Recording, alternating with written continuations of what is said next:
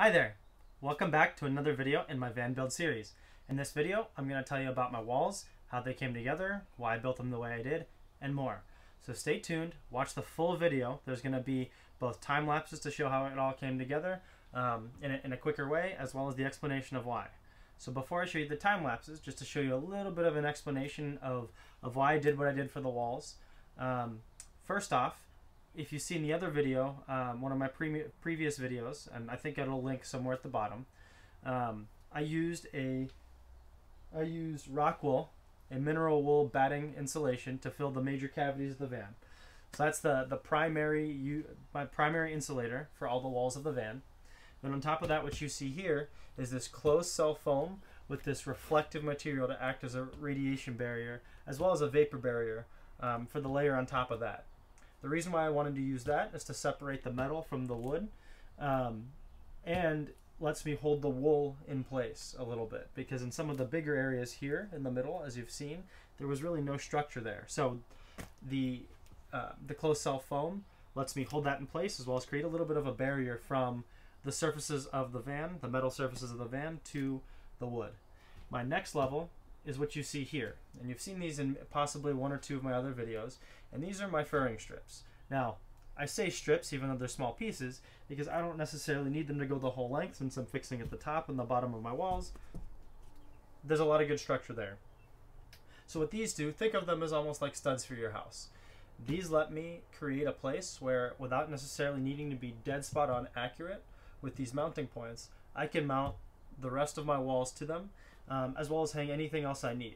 Ultimately as well, even though this takes up ½ an inch of my interior on each side, it gives me more structure in those places where I'm going to be mounting cabinetry and everything else.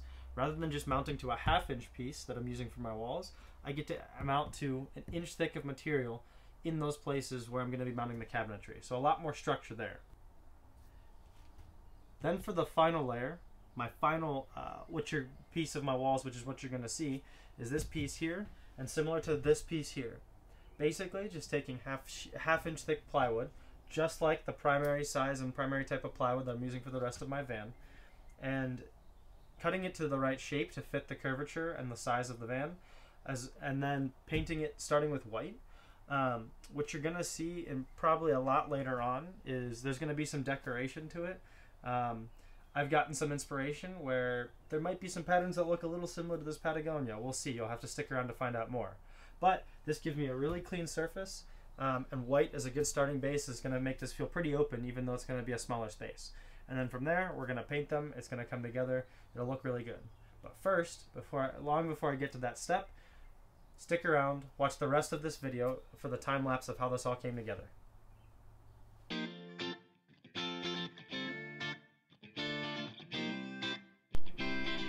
Here you can see me putting up the bed supports and the closed cell foam radiant reflective barrier. Behind the barrier, I'm filling in the air gaps in the walls with the same ROCKWOOL batting insulation that I used elsewhere in the van. It's a mineral wool insulation that's water resistant and is the primary source of insulation for my build. Check out my insulation video on my channel for more of those details. I secure the legs for my bed and other furring strips to the metal structure of the van using rib nuts and hurricane bolts. This is a process that was super simple using the right tools. I just had to make sure the holes aligned with the strips and the countersunk heads of the bolts so that I would have flush surfaces for mounting all of my walls. The gap you see in the insulation towards the back of the van, on the right of your screen, is to leave the space for my window that I installed. I'll be insulating around the window once I installed my bed platform. I spent some time breaking apart the wool batting into smaller pieces and stuffing it into the cavities above the window and in a similar space on the other side of the van. I was considering using an expanding closed cell foam here, which would have been a lot easier, but went with this instead since I had plenty of the batting and it ends up better insulated with a higher R value when fully stuffed into the cavities.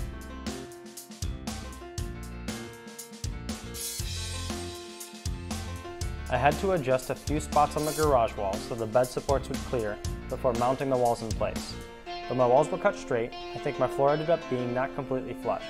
I think this is mostly because of the expanding foam I used between the floor and the walls of the van.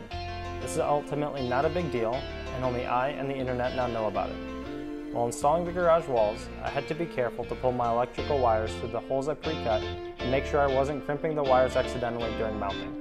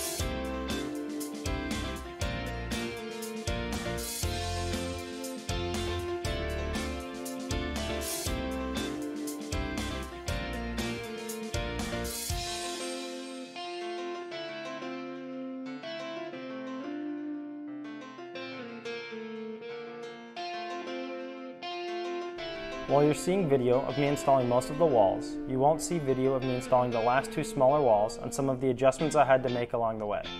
The biggest thing that I had to adjust to on the fly was trying to fit my straight walls to the curved surfaces of the van. It's not the easiest thing, but it turned out flush where I needed it to be. The few spots that aren't perfectly flush will ultimately be hidden by cabinetry and finishing. All that's left is to paint.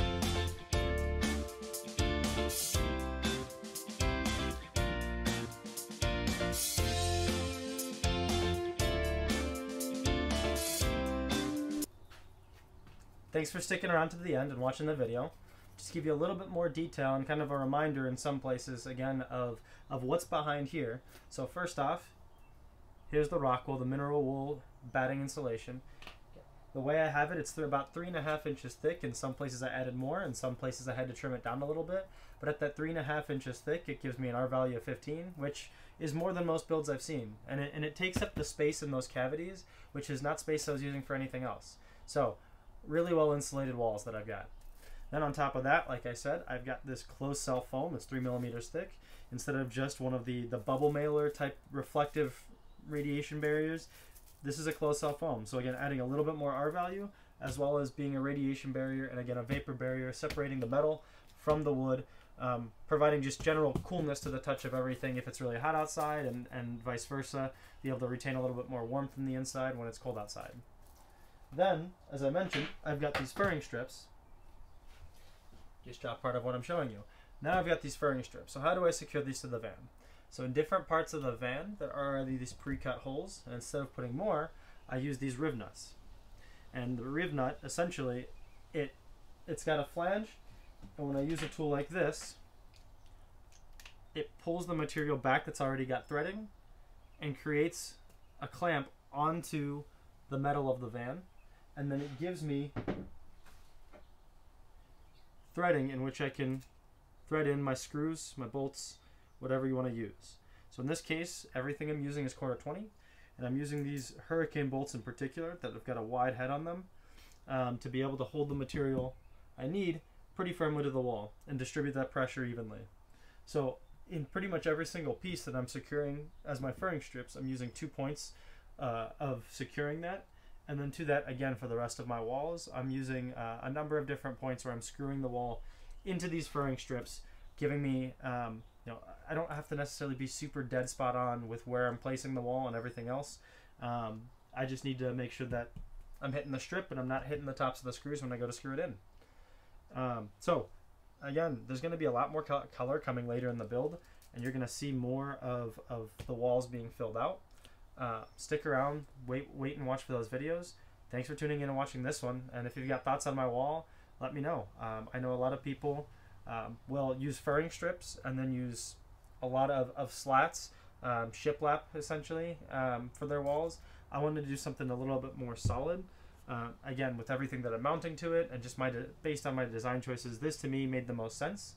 What it also gives me is a little bit of gap for things like this. The wire that's part of the wiring harness for the van itself, as well as other wires I need to sneak behind here. So I'm really happy with this direction. I know other people do it differently, but again, let me know in the comments what you think. Thanks for tuning in to another video in my van build series. All the links you're going to be interested in are in the description, so check those out. Please be sure to like and subscribe, and stay tuned for more videos of my build coming soon.